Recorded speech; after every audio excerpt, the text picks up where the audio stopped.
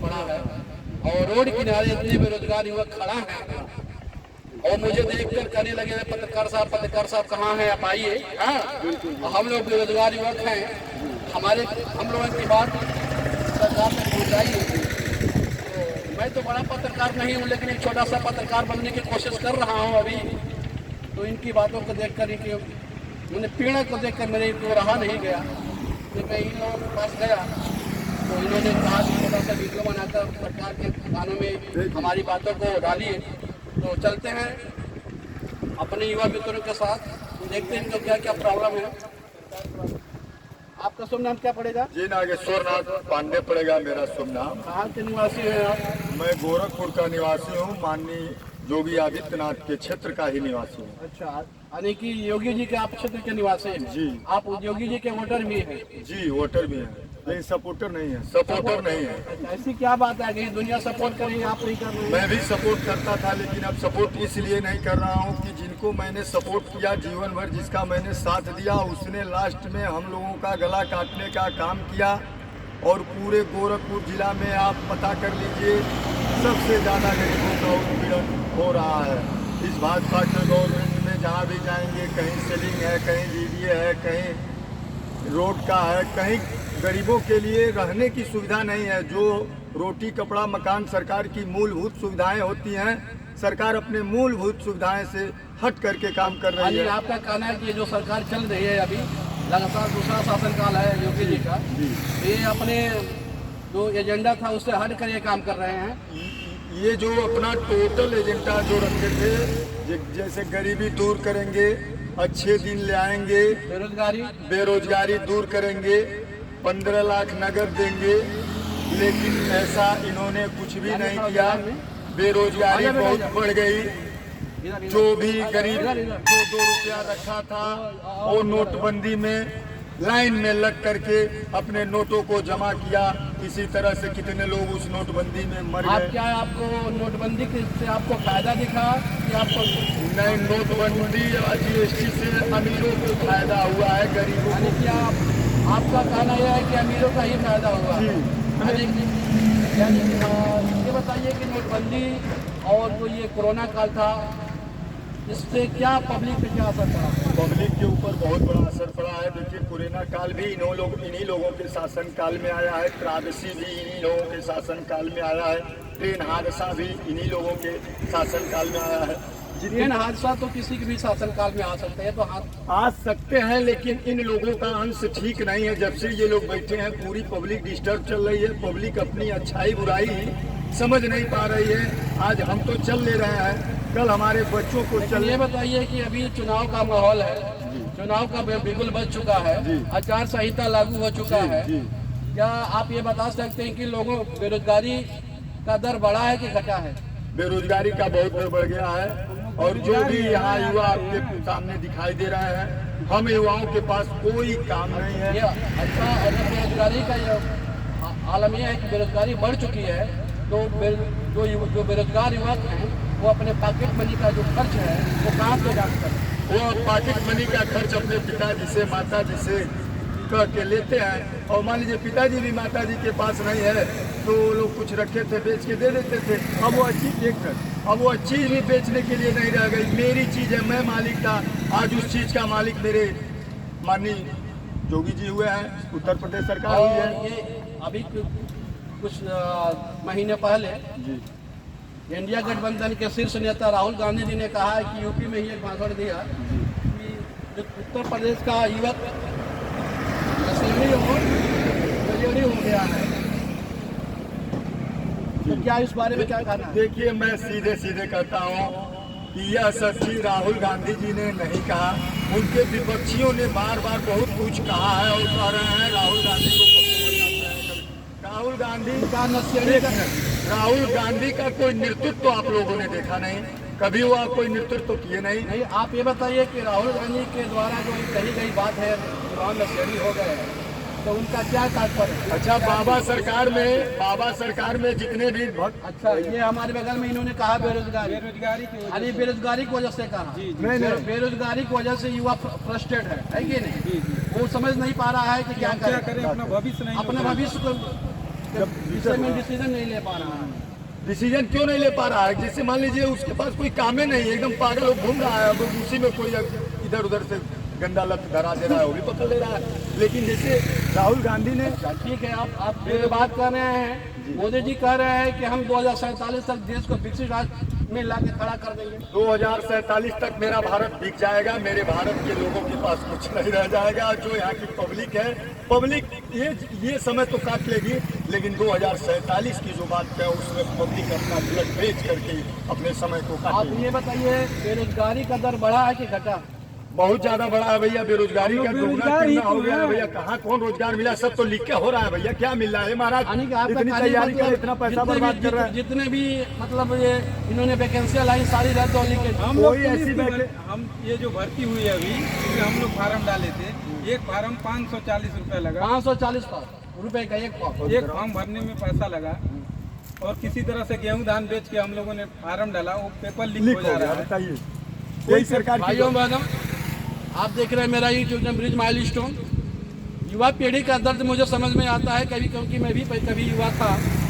मैं अपने देशवासियों को एक बधाई भी दूंगा। एक गांव के युवक को जिसके पास कोई संसाधन नहीं है, कोई पैसे का स्रोत नहीं है, अगर पढ़ा लिखा है तो अगर वो किसी विभाग में आवेदन करता है तो कम से कम 500 से 1000 का फीस उसे देना पड़ता है।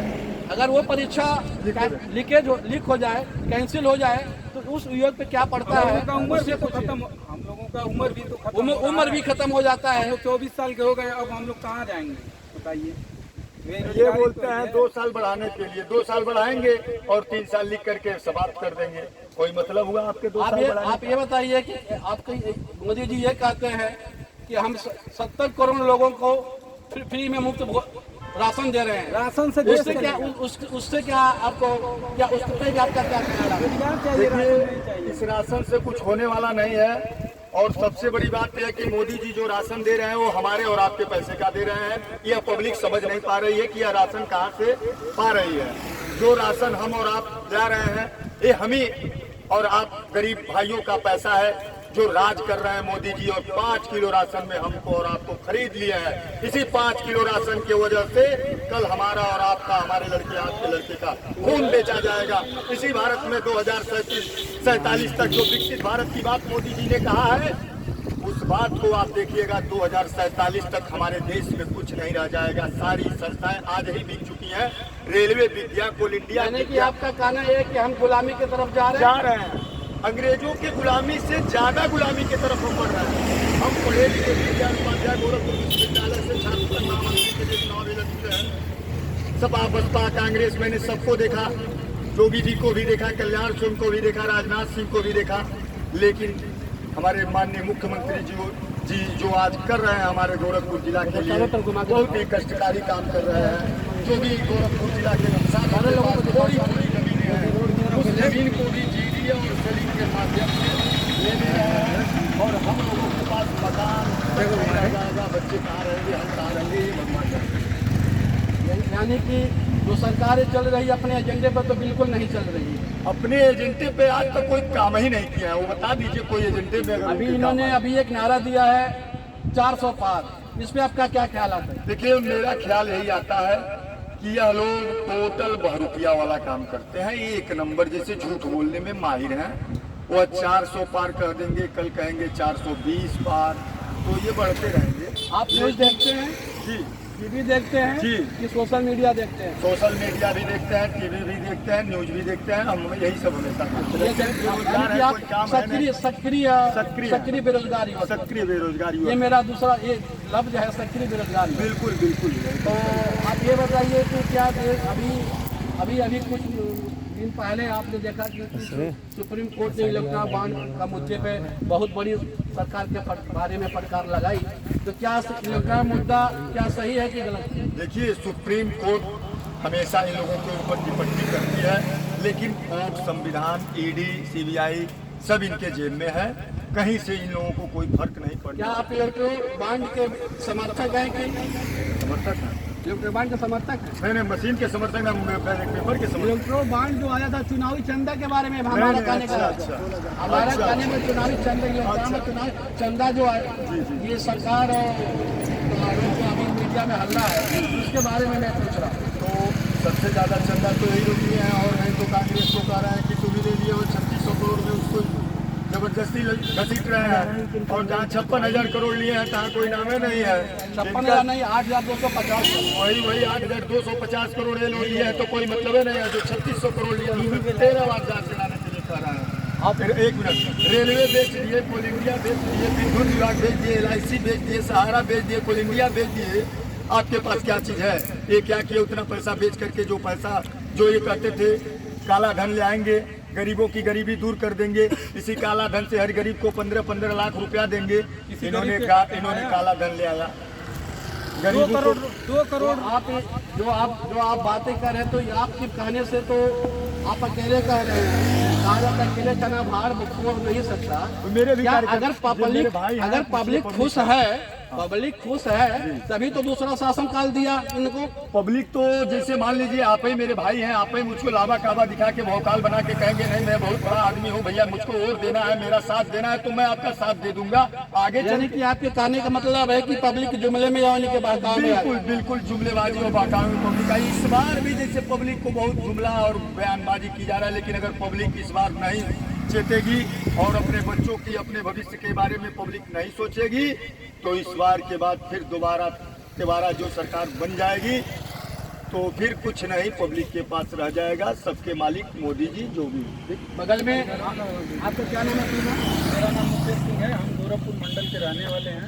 पिपराइच विधानसभा मेरा घर है। हम लोग एकदम बेरोजगार हो चुके हैं। गोरखपुर में हम लोगों की पूर्वजों की जो ज़मीन है, जिसे बेच के हम लोग पढ़ाई लिखाई किए, BA हम लोग फाइनल कर चुके, ग्रेजुएशन फाइनल कर चुके, और हम लोग बेरोजगारी, इतना ज़्यादा बेरोजगारी है, बेरोजगारी की वजह से हम लोग आज किसी काम के लिए हम लोग आए तो भी काम नहीं हो पाया। बताइए, हम लोग बेरोजगारी इतना है कि मोदी जी और योगी जी से यही निवेदन है कि हम लोगों को रोजगार दें। हर साल 2 करोड़ नौकरी देने का वादा किए थे। योगी जी का 2 लाख भी नहीं हुआ। योगी जी का दूसरा शासनकाल है, मोदी जी का तीसरा शासनकाल चुनाव होने जा रहा है। अब ये कब 2 करोड़ नौकरी देंगे किस गरीब के खाते में? आप ये बताइए कि पब्लिक का इस बार जो चुनाव का माहौल चल रहा है, पब्लिक के विषय में लोग कहते हैं कि योगी मोदी जी बहुत अच्छा काम कर रहे हैं, वाकई कुछ अच्छा काम कर रहे हैं, कुछ बुरा भी काम कर रहे हैं, है कि नहीं? सबसे बड़ी बात यह है कि योगी और मोदी जी का विकल्प के रूप में क्या आप इंडिया जो गठबंधन है उसके बारे में आपका क्या ख्याल है? देखिए, हम लोगों को जो रोजगार देगा उसके हम लोग समर्थन हैं। अभी तक केंद्र में राहुल जी का नहीं कोई देखा। आप ये बताइए, आप युवा हैं, जब आप कोई परीक्षा देने जाते हैं तो पढ़ लिख के घर से जाते हैं, तो एक वोट आपके किसी कहा जाता है कि एक वोट सरकार बना भी सकता है, एक वोट सरकार गिरा भी सकता है, जिसका प्रत्यक्ष प्रमाण आपने अटल बिहारी वाजपेयी की सरकार देखा कि एक वोट से वो सरकार गिर गई, केंद्र की सरकार। तो उसी तरह क्या आप अगर वोट देने जा रहे हैं तो क्या आप विपक्षी पार्टियों की जो एजेंडा है, जो घोषणा पत्र है, उसको आप पढ़ के जाते हैं कि नहीं पढ़ के जाते? नहीं, घोषणा पत्र तो दोनों पार्टियों का आ चुका है। आप कह रहे हैं हम पढ़े लिखे युवक हैं, पढ़े लिखे बेरोजगार युवक हैं, तो आपका ये कर्तव्य बनता है कि पार्टी का घोषणा पत्र निकालिए।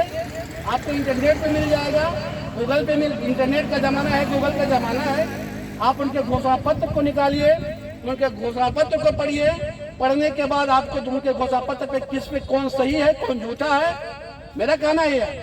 हम एक छोटे मोटे सोशल मीडिया का पत्रकार हैं, तो हमारा कहने का मतलब है कि आप उसको एनालिसिस करिए कि क्या खोया क्या पाया।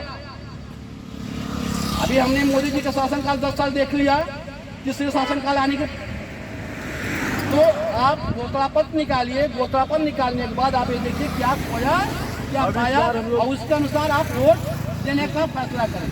आप अपने वोट के मालिक हैं। जी, अभी तो इसके पहले हम लोग योगी जी को ही होती है, लेकिन रोजगार इंडिया गठबंधन के समर्थक हैं और इंडिया गठबंधन को ही वोट करना है। अभी तक जो आप जिस गाँव में रहते हैं उस गाँव का क्या माहौल है? सब इंडिया गठबंधन को वोट यानी करेंगे। कि सारी युवा जो पीढ़ी है वो बेरोजगारी से ग्रसित हो चुकी है। और कुंठा उसके मन में आ चुका है और सरकार से दुखी है, जिसके वजह से वो इंडिया गठबंधन को क्या लग रहा है कि इंडिया गठबंधन की सरकार केंद्र में बन पाएगी? बेरोजगारी तो भैया है, बेरोजगारी के बाद जो हम लोगों का जमीन सरकार ने सीलिंग के नाम से कोने कोने कामों के लिए DDA के नाम से जो जमीन मार्केट रेट से आज 6 लाख रुपया डिस्मिल है, उसको हम लोगों के ग्राम सभा में 80,000 85,000 प्रति डिस्मिल दे रही है। उसी जमीन से हम लोग के पिताजी बाबा जी उसी जमीन दो कट्ठा 1 कट्ठा बेच के बहन बेटियों की शादी होगी। अच्छा, आप ये जो बात कर रहे हैं ये कहाँ का बात है? गोरखपुर जनपद पिपराइच विधानसभा माड़ापार ग्राम सभा और ब्लॉक पिपराइच का एक मामला है। कोनी ग्राम सभा जो कोनी ग्राम सभा, जी जो जगदीशपुर 4 लेन है, जंगल पौड़िया रिंग, हाँ मैं देख रहा हूँ, वहीं का ये मामला है। बिल्कुल हम लोग योगी जी की वो जमीनें 6 लाख प्रति डिस्मिल के हिसाब से है, लेकिन गवर्नमेंट कितने का आज 7 साल से जो 2016 से लेके अब तक 2024 तक सर्टिफिकेट नहीं मिला। योगी जी से क्या कहना चाहते हैं आप? अरे योगी जी से हम लोग यही कहेंगे कि रोजगार तो हम लोगों को मिल नहीं रहा है, तो कम से कम हम लोगों की जमीन जो है उसको ही बकस दें, हम लोग उचित रेट लगाओ। हाँ, उचित रेट लगा दें, पैसा उचित दे दें हम लोगों को, हम लोग कहीं जाके अपना व्यवस्था कर सकें। मान लीजिए रोजगार तो मिलना नहीं है, तो कम से कम खेती बाड़ी करके हम लोग अपना जीवन यापन करें। भाइयों बहनों, बहुत बड़ी समस्या है देश का, बेरोजगारी, महंगाई,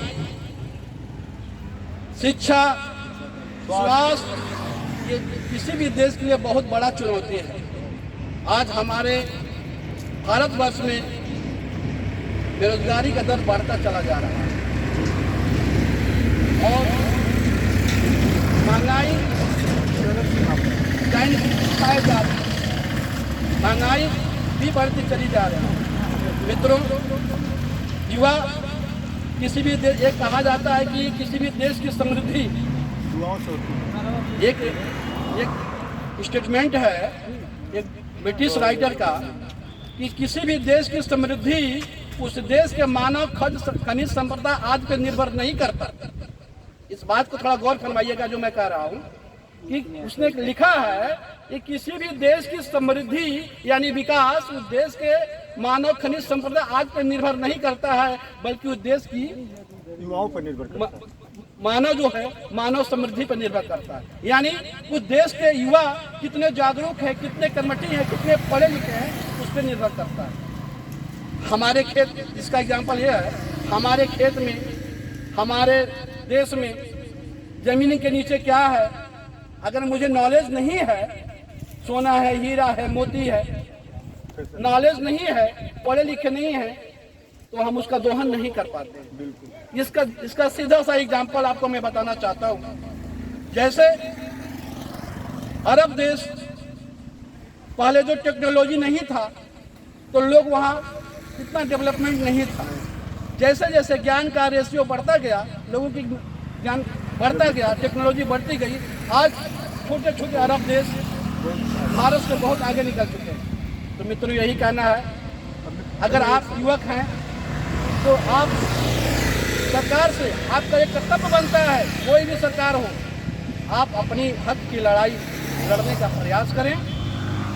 देखिए, ये शुक्ला जी कुछ और भी कहना चाहते हैं। देखिए, गली गली में गर्जन है और भाजपा का विसर्जन है, नहीं तो पब्लिक का विसर्जन। चलिए, ये भाजपा, हम लोग तो भाई किसी पार्टी से नहीं है, लेकिन हम भी किसी पार्टी से नहीं है, लेकिन बेरोजगारी, महंगाई, जमीन, सेलिंग, GDA इतनी त्रासदी, इतना इसके पहले जितना भी वोट पड़ा है, 5 बार जोगी जी को सांसद गोरखपुर से मैंने बनवाने का काम किया है, मैंने वोट दिलवाया है, दिया है, लेकिन अब नहीं देंगे। अब हम लोग एकदम भूखे हो गए हैं, कुछ है ही नहीं हम लोगों के पास। चलिए मित्रों, आप मेरा देख रहे हैं यूट्यूब से ब्रिज माइलस्टोन। मित्रों, अगर मेरे यूट्यूब चैनल को, मेरी बात में शुक्ला जी के बाद जो भी मेरे लोगों का, मेरे देश के लोगों का, मेरे देश के युवाओं का अगर विचार अच्छा लगता है तो मेरे यूट्यूब चैनल ब्रिज माइलस्टोन को ज़्यादा से ज़्यादा लाइक करो। महोदय, एक बार आप पिपराइच विधानसभा और कोनी ग्राम सभा में आइए, वहाँ के लोगों का दर्द को थोड़ा सा जानिए, अच्छा ठीक है, जब बुलाएंगे मैं तब आने का प्रयास करूंगा, जब कहेंगे मैं तब आ जाऊंगा।